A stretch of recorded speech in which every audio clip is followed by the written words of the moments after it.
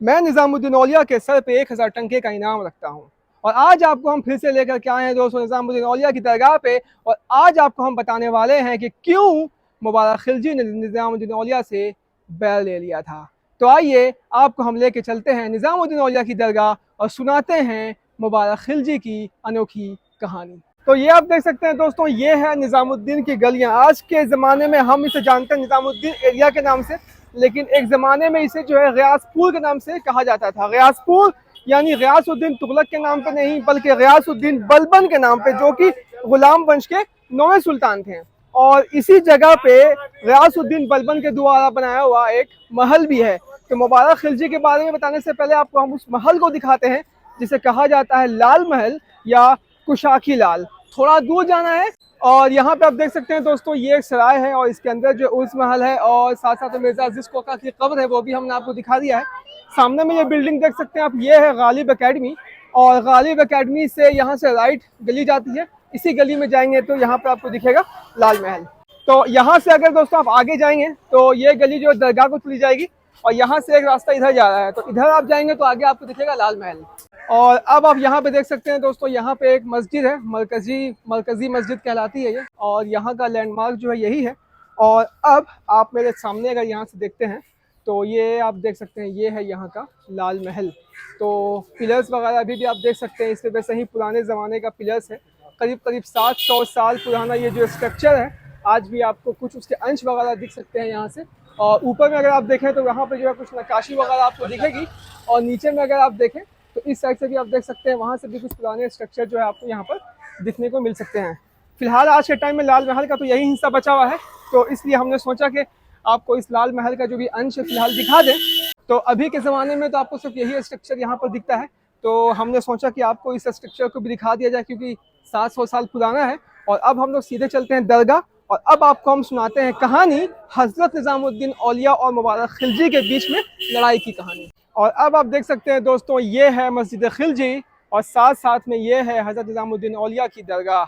आपके बारे में कहा जाता है कि आपसे सब लोग मोहब्बत करते थे, हिंदू मुसलमान सब आपसे बेहद मोहब्बत करते थे, और आपके यहाँ कोई भी लोग भूखा नहीं जाता था। अपना सारा माल लोगों में तकसीम कर दिया करते थे। और आपकी सबसे ज़्यादा खुसूसियत ये थी कि आप नफ्से गिरा के मालिक थे, यानी कि आप लोगों की परेशानी को पहचान लेते थे और सही मशवरा भी दिया करते थे।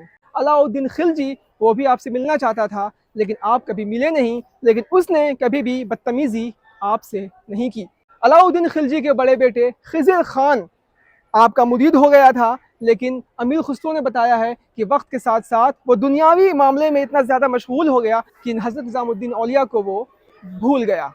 और अब वक्त आ गया था मुबारक खिलजी का, और हमने आपको बता रखा है कि किस तरह से मुबारक खिलजी जो है खूंखार हो गया था। यगरिश खान के बेटे ने उसके खिलाफ एक षड्यंत्र रचा था, और उससे गुस्सा होकर के उसने यगरिश खान यानी असदुद्दीन के सारे बेटों को कत्लेआम कर दिया। और इसके बाद उसने अपने भाई खिज़र खान और शादी खान को भी मौत के घाट उतार दिया था। और अब वो पंगा लेने जा रहा था हज़रत निज़ामुद्दीन औलिया से। उसने ये सोचा कि अब उसकी ज़िम्मेदारी है हज़रत निज़ामुद्दीन औलिया से दुश्मनी लेने की। लेकिन मसला ये था कि एक ऐसे इंसान से जो लोगों को राह हक़ की हिदायत देता है और लोगों को अपने दुश्मनों को माफ़ कर देने की सलाह देता है, उससे पंगा कैसे लिया जाए, उससे झगड़ा कैसे किया जाए। तो इसने कई सारी चालें चली। सबसे पहले इसने अपने शेखज़ादा जाम को बुलाया। शेखज़ादा जाम जिसके सरपरस्ती मुबारक खिलजी पर थी, उसने उससे हेल्प मांगी, लेकिन ये भी नाकाम हुई। और फिर उसने बुलाया मुल्तान से शेख रुकनुद्दीन को। उनको एक ख़ास ओहदा दिया और बताया कि जो भी ख़त रुकनुद्दीन के पास आएगा उस पर ख़ास गौर किया जाएगा और सुल्तान खुद उस पर एक्शन लेगा। लेकिन दोनों शेख आपस में कभी लड़ते नहीं, तो ये भी प्लान जो उसका चौपट हो गया था। ये काफ़ी परेशान हो चुका था, अब क्या करें। वक्त के साथ साथ उसकी मुलाकात होती है face to face Hazrat Nizamuddin औलिया से शेख ज़ियाउद्दीन रूमी के संयम पे, यानी कि उनके इंतकाल के बाद 3 दिन के बाद कुरान खानी का फंक्शन था, वहीं उसकी मुलाकात होती है। और निज़ामुद्दीन औलिया ने उसे सलाम किया। वो इतने घमंड में चूर था कि उसने सलाम का जवाब तक नहीं दिया और अपने लोगों को बोला कि कोई इनके खानकाह में नहीं जाएगा। यहाँ तक कि उसने एक इनाम रखा कि जो भी हज़रत निज़ामुद्दीन औलिया का सर उसके सामने ले आएगा उसे 1000 टंका का इनाम दिया जाएगा। लेकिन उसके दरबार में किसी ने भी ये करने की हिम्मत नहीं की और उधर निज़ामुद्दीन औलिया भी इस बात से वो बिल्कुल भी घबराए नहीं। फ़िलहाल आगे का किस्सा आपको हम बताएंगे। यहाँ से आप देख सकते हैं ये है मस्जिद खिलजी और इसे बनाया था खिज़र खान ने। और इस साइड में अगर आप देखें तो यहाँ पे अमीर खुसरो का आस्थाना है। फ़िलहाल अभी हम लोग चलते हैं दूसरे साइड में, वहाँ से भी आपको इस दरगाह का व्यू दिखाते हैं। और अब आप देख सकते हैं दोस्तों, ये है अदगा खान का मकबरा, यानी कि शमसुद्दीन साहब का मकबरा, जिनकी बीवी जीजी अंगा ने अकबर को दूध पिलाया था। काफ़ी बेहतरीन ये कॉम्प्लेक्स लग रहा है। और जहाँ तक हम कहानी पे थे और मुबारक खिलजी के बारे में हम बता रहे थे दोस्तों, तो ऐसा बताया जाता है कि वक्त के साथ साथ मुबारक खिलजी जो है ज़्यादा गुस्सा हो रहा था, बहुत ज़्यादा परेशान हो रहा था निज़ामुद्दीन औलिया को लेकर के। सारा प्रोग्राम उसका फेल होता जा रहा था और अब एक ज़माना आ गया था जब मस्जिद मीरी का काम, जिसका तामीर उसने शुरू करवाया था, उसका काम कंप्लीट हो चुका था। उसने जितने भी वहाँ के शहर के बड़े बड़े लोग थे, उलमा थे, उलमा कराम थे, औलिया थे, सबको उसने बोला कि आपको जुमा की नमाज यहीं पे अदा करना है। निज़ामुद्दीन औलिया तक ये खबर गई, उन्होंने सीधे मना कर दिया। उन्होंने बोला कि हमारे घर के करीब की जो मस्जिद है उस पर मेरा हक़ ज़्यादा है, मैं उसकी मस्जिद में नहीं जाऊँगा।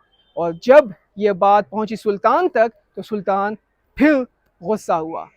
उस ज़माने ऐसा होता था दोस्तों कि जब भी एक नया इस्लामिक महीना आता था तो शहर के जितने भी बड़े बड़े लोग थे वो सुल्तान के पास जाते और उसे मुबारकबादी दिया करते थे। सुल्तान ने बोला कि अगर अगले महीने वो मेरे पास आएगा नहीं तो मैं ज़बरदस्ती उसे बुलाऊंगा। हालांकि निज़ामुद्दीन औलिया कभी जाते नहीं थे उसके पास, बल्कि अपने शागिर्द इकबाल को हर महीने भेजा करते थे नए महीने की मुबारकबादी देने के लिए। निज़ामुद्दीन औलिया अभी भी डरे नहीं, अपने इरादे से टस से मस नहीं हुए और वो अपनी माँ के मज़ार पे गए, फातिहा पढ़ी और लौट करके चले आए। और अब वक्त आ गया था एक जमात सानी, जब मुबारक खिलजी उनका इंतज़ार करने वाला था। लेकिन इत्तेफाक देखिए, इस समय मुबारक खिलजी की मौत हो चुकी थी। यानी एक जमात सानी की का सूरज उगने से पहले पहले मुबारक खिलजी मारा जा चुका था और काफ़ी दर्दनाक मौत उसकी हुई थी हज़ार सुतून में। तो आप देख सकते हैं दोस्तों कि किस तरह से एक वली से झगड़ा करने का अंजाम एक सुल्तान का क्या हुआ। और अब आपको हम बताने जा रहे हैं एक दिलचस्प कहानी, मुबारक खिलजी की मौत की कहानी। कैसे उसकी मौत हुई, कैसे वो मारा गया, कैसा उसका ज़वाल हुआ। उम्मीद करते हैं कि आज की इस वीडियो को देख के आपको काफ़ी मज़ा आया होगा। अलग सी कहानी, अलग सी वीडियो थी। अब हम मिलते हैं आपके साथ एक और नई वीडियो में, किसी नए जज्बे, नए इतिहास, नए जानकारी के साथ। तब तक के लिए जय हिंद।